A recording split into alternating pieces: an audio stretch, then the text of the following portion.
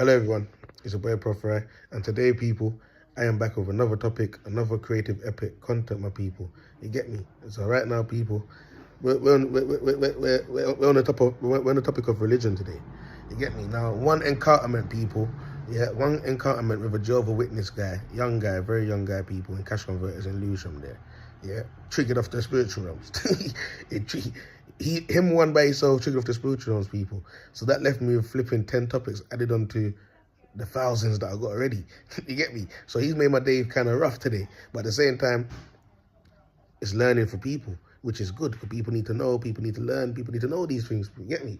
So with that being said, people, the topic of this one here, people, is... Shit, 1 second there. So the topic of this one today, people, is religion arguments. Religion arguments can start spiritual warfare over gods that people are serving. You get me? Now, with that being said, people, I had an encounter with a guy in Lewisham, Cash Converters there, people. Familiar face, I speak all the time. You get me? And I was doing a video one time, like I said, when I came into contact with him. And that's when we first had the conversation about God, and he said he's serving Jehovah's Witness. And so every time I see him now and I go into Cash Converters, I say, yo, Mr. Jehovah's Witness, what's going on? Let me tell you something. We all know that Jehovah's Witness people are known for coming around knocking on people's doors and disturbing the Sunday dinner.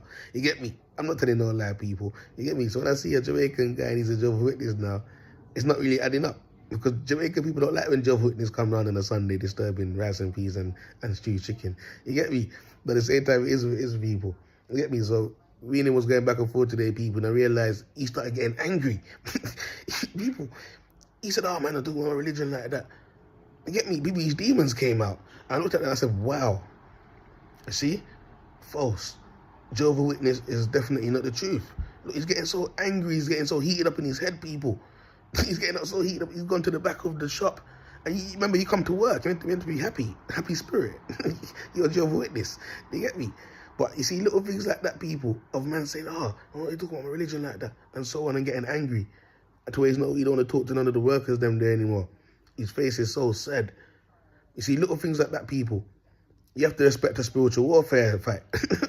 You have to, people, let me tell you something, people out here are fighting over religion like there's no tomorrow. You get me?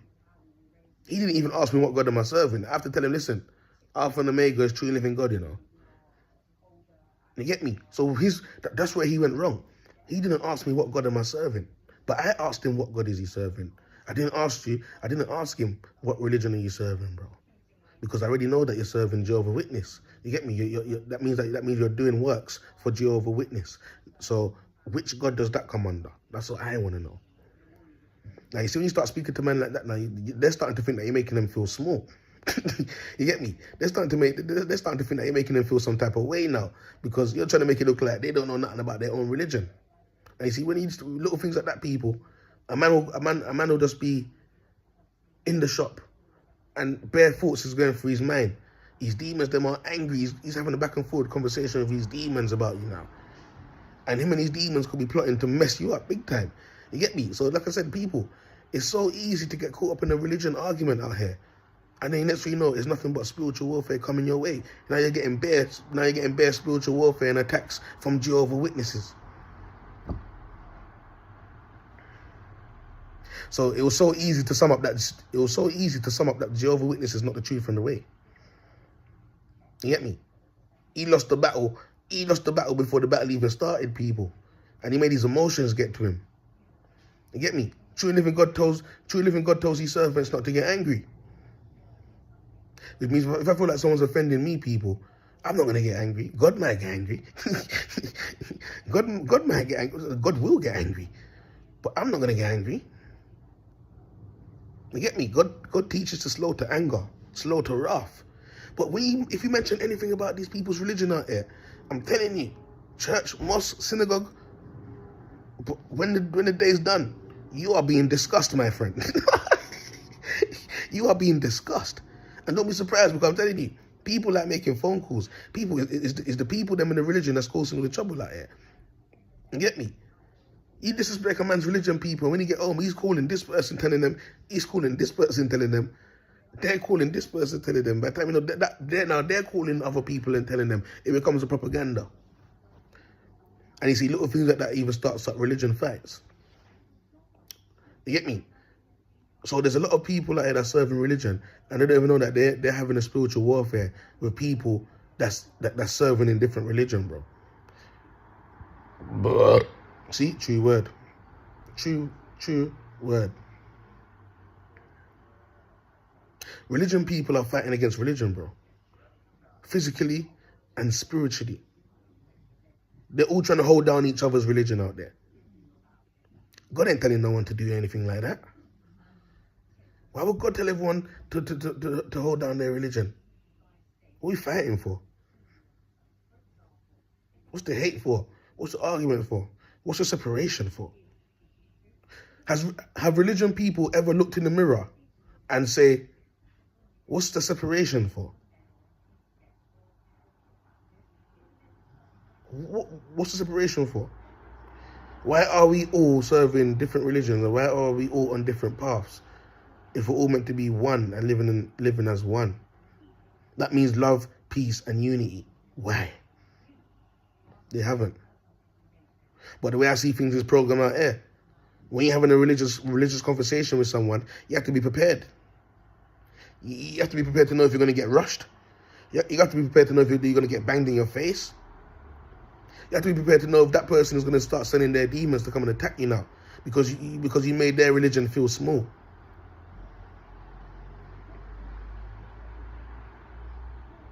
People serve religion more than God. I don't know how it's possible. I don't know how it was made possible, but people are serving religion more than God. People do crazy things and they say that it's God that told them to do it. Or they're fighting for their religion, their God.